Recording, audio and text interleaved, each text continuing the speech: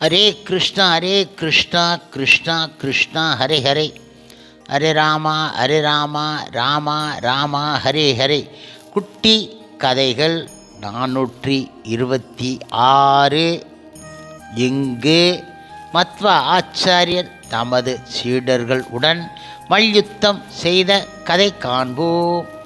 முன்பு ஒரு சமயம் வழிப்போக்கர்களை மறித்து கொள்ளையடிக்கும் வழிப்பறி கொள்ளையர்கள் அந்த நாளில் நாட்டின் எல்லா பகுதிகளிலும் இருந்தார்கள். அத்தகைய கொள்ளையர்கள் தங்களை நெருங்காத வண்ணம் மத்வாச்சாரியர் பலவித உபாயங்களை செய்து தடையில்லாமல் பயணத்தை மேற்கொண்டார். அப்படியிருந்தும் 2 இடங்களில் கொள்ளையர்கள் இடம் மோத வேண்டிய அவசியம் ஏற்பட்டுவிட்டது.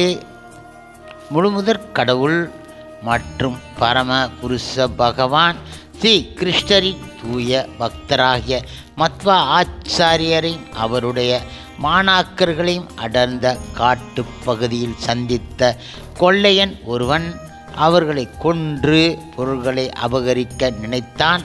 பயங்கரமான ஆயுதம் ஒன்றால் அவர்களை தாக்குவதற்கு ஓடி வந்தான். அப்படி ஓடி வந்தவனை மத்வாச்சாரியர் சிறிது நேரம் பார்த்தார். அவ்வளவுதான், அவன் அந்த பயங்கர ஆயுதத்தால் தன்னையே தாக்கிக் கொண்டு மடிந்து போனான். மற்றொரு இடத்தில் மத்வரையும் அவருடன் சென்றவர்களையும் 100 வழிப்பறி கொள்ளையர்கள் சுற்றி வளைத்து கொண்டார்கள். அதனைக் கண்டு மத்வருடைய மாணாக்கர்கள் அச்சம் கொண்டார்கள். மத்வாச்சாரியர் தமது மாணவர்களை பார்த்து, நீங்கள் அஞ்ச வேண்டாம், நான் ஒருவனே இந்த 100 பேரையும் கொன்று குவிக்கின்றேன் என கூறினார். பிறகு தம்முடைய மாணவர்கள் ஒருவரான உபேந்திர தீர்த்தர் என்பவரை பார்த்து, உபேந்திரா, உன்னிடம் இருக்கும் அந்த கோடாலியை என்னிடம் கொடுப்பாயாக என கேட்டு அந்த கோடாலியை வாங்கி கொண்டார். தங்களை சூழ்ந்து நின்ற 100 கொள்ளையர்களையும் கொன்று குவித்து விட்டார்.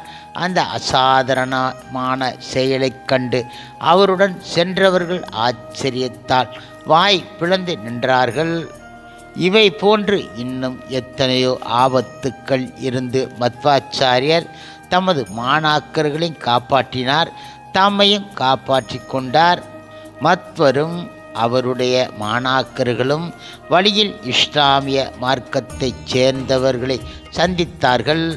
மத்வா ஆச்சாரியருக்கும் இஸ்லாமியருக்கும் இடையில் சமயம் குறித்து விவாதம் ஏற்பட போகின்றது, அது விரோதத்தில் போய் முடியப் போகின்றது என மத்வருடன் சென்றவர்கள் நினைத்தார்கள்.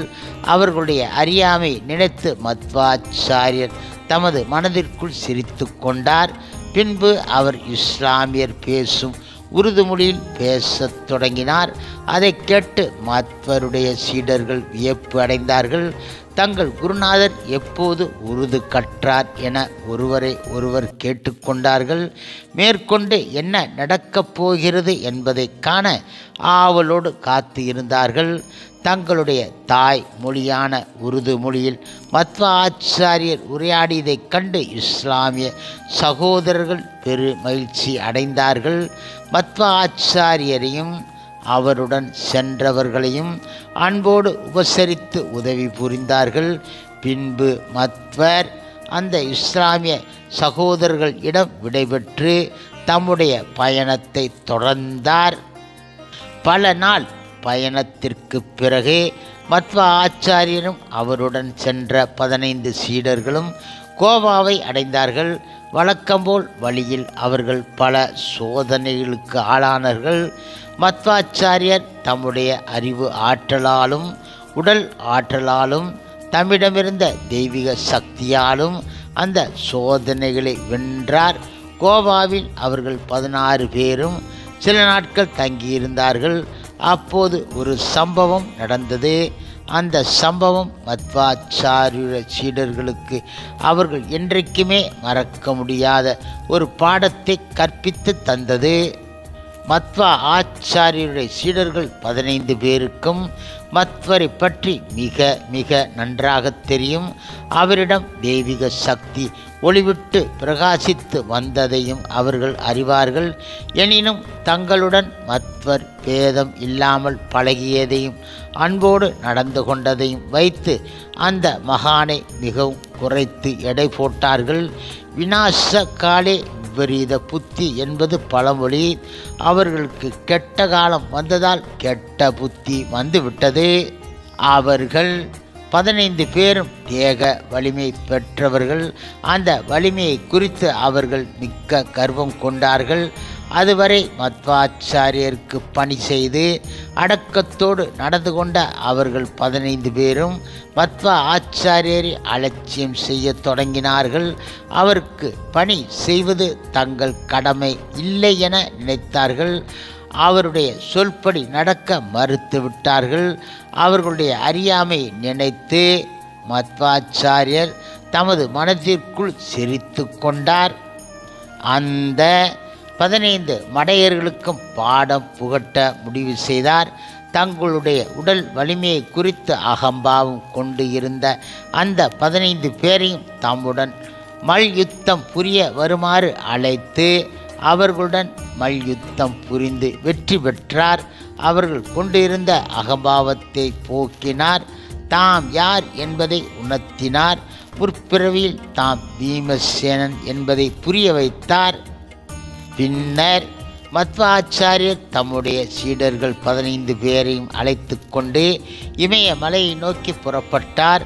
ஹரித்வாரத்துக்கு செல்வதே அவருடைய நோக்கமாகும். அவர்கள் எல்லோரும் இமயமலைக்கு அருகில் சென்றபோது ஒரு சம்பவம் நடந்தது. அந்த பகுதியில் அரக்கன் ஒருவன் வாழ்ந்து வந்தான். அவன் மத்வாச்சாரியரும் அவருடைய சீடர்களும் வருவதை தொலைவில் இருந்து பார்த்து விட்டான். தீமை செய்வதே அரக்கர்களின் பிறவி குணம் அல்லவா? அதனால் அந்த அரக்கன் அந்த 16 பேர்களுள் பூஜை பெட்டகத்தை தூக்கி கொண்டு எல்லோருக்கும் முன்னால் சென்று கொண்டு இருந்த சத்திய தீர்த்தர் என்ற சீடரை கொன்றுவிட முடிவு செய்தான். உடனே அவன் புலி வடிவம் எடுத்தான். சத்திய தீர்த்தரை நோக்கி பாய்ந்தான். அதை அறிந்த மத்வாச்சாரியார் விரைந்து முன்னே சென்று புலி வடிவில் வந்த அந்த பொல்லாத அரக்கனை தம்முடைய கையால் ஓங்கி ஒரு அறை அறைந்தார்.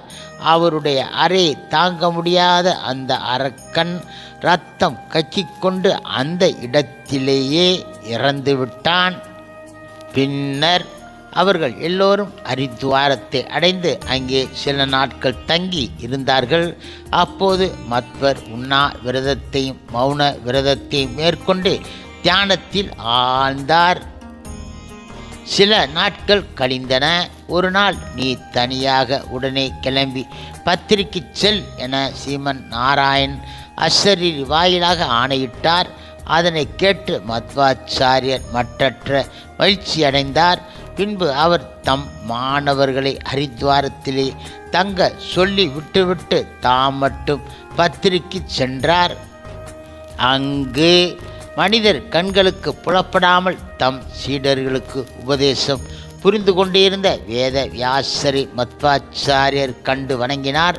வாயுதேவனின் அவதாரமான மத்வாச்சாரியர் தாம் இருக்கும் இடத்திற்கு வருகை புரிந்ததைக் கண்டு வேத வியாசர் அளவிலா மகிழ்ச்சியடைந்தார். மத்வாச்சாரியரை கட்டி தழுவி வரவேற்றார். மத்வ ஆச்சாரியரை மற்ற முனிவர்களுக்கும் அறிமுகப்படுத்தி அவர்களுடன் சரி சமமாக அமர்ந்து உரையாடவும் உதவினார்.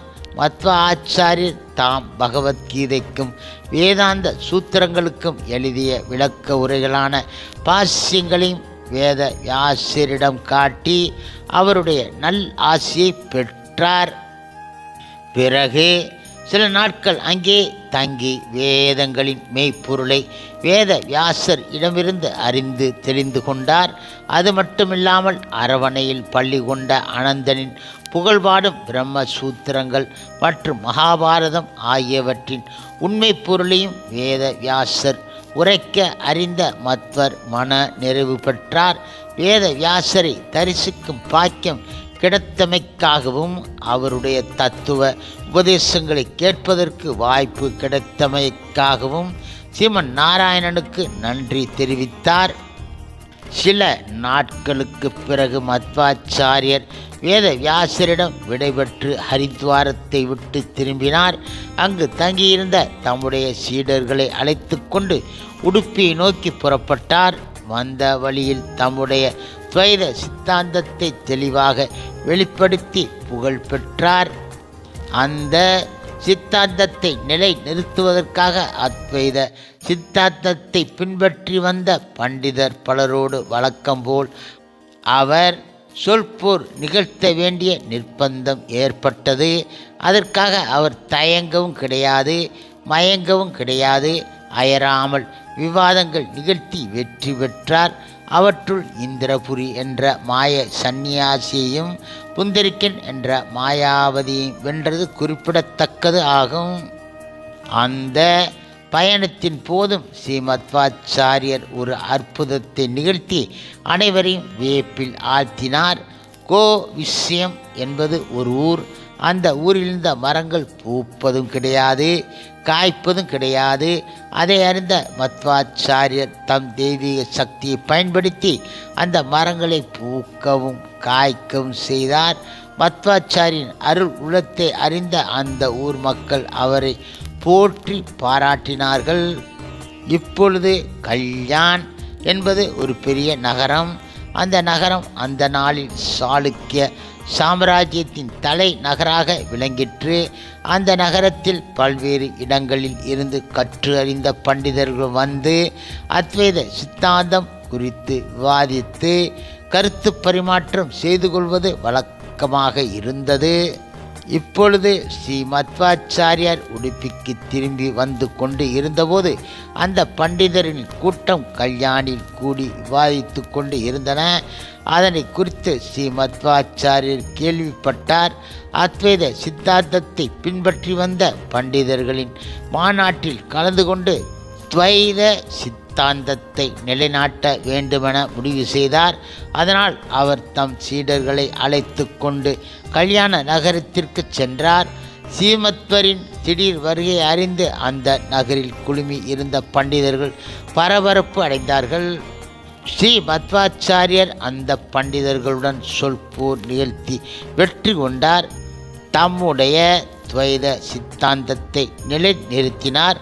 அவர் அங்கு வெற்றி கொண்ட பண்டிதர்களுள் மிகவும் குறிப்பிடத்தக்கவர் இருவர் ஆவார். ஒருவர் கோதாவரி பிராந்தியத்தைச் சேர்ந்த சோபன் பட்டர், மற்றொருவர் கலிங்கத்தில் இருந்து வந்து இருந்த சுவாமி சாஸ்திரிகன் என்பவர். அவர்கள் இருவரும் ஆழ்ந்து கற்ற பண்டிதர்கள். அந்த நாளில் அத்வைத சித்தாந்தத்தை பின்பற்றிய பண்டிதர்களுள் தலை சிறந்தவர்கள், புகழ் பெற்றவர்கள். அவர்கள் இருவரையும் அத்வைத சித்தாந்தத்தை கைவிட்டுவிட்டு தான் நிறுவிய துவைத சித்தாந்தத்தை பின்பற்ற செய்த பெருமை ஸ்ரீ மத்வாச்சாரியருக்கு சாரும்.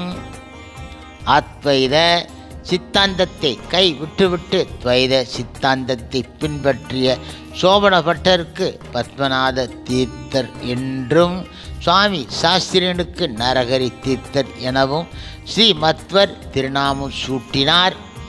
அவர்கள் பிற்காலத்தில் ஸ்ரீ மத்வருக்கு பிறகு உடுப்பி மடத்தின் தலைவர்களாக விளங்கினார்கள். அது மட்டும் இல்லாமல் ஸ்ரீ மத்வாச்சாரிய இயற்றிய நூல்களுக்கு விளக்க உரையும் எழுதினார்கள். இப்பொழுது வட திசை விஜயத்தை முடித்து கொண்டு உடுப்பிக்கு திரும்பிய ஸ்ரீ மத்வரை அவருடைய குருநாதரான அச்சுத பிரேஷர் அன்புடன் வரவேற்றார். வட திசை பயணத்தில் நிகழ்ந்தவை குறித்து மத்வரிடம் கேட்டு அறிந்து மகிழ்ந்தார். உடுப்பிக்கு திரும்பிய மத்வர் தாம் நிறுவிய துவைத சித்தாந்தத்தில் வேத வியாசரே ஈடுபட்டு உள்ளவராய் இருந்ததால் தம்முடைய சித்தாந்தம் மெய்யானது என உணர்ந்தார். ஆனால் உடுப்பி மடம் தொடர்ந்து அத்வைத சித்தாந்தத்தை ஆதரித்து வந்ததை அவர் விரும்ப கிடையாது. அதனால் அந்த சித்தாந்தத்தை ஆதரித்து வந்த அச்சுத பிரேசரை தம்முடைய துவைத சித்தாந்த ஆதரவாளராக மாற்ற விரும்பினார். அதை செயல்படுத்த முன்வந்தார். ஸ்ரீ மத்வர் தம் குருநாதரான அச்சுத பிரேஷரிடம் சொல்போர் நிகழ்த்தவில்லை.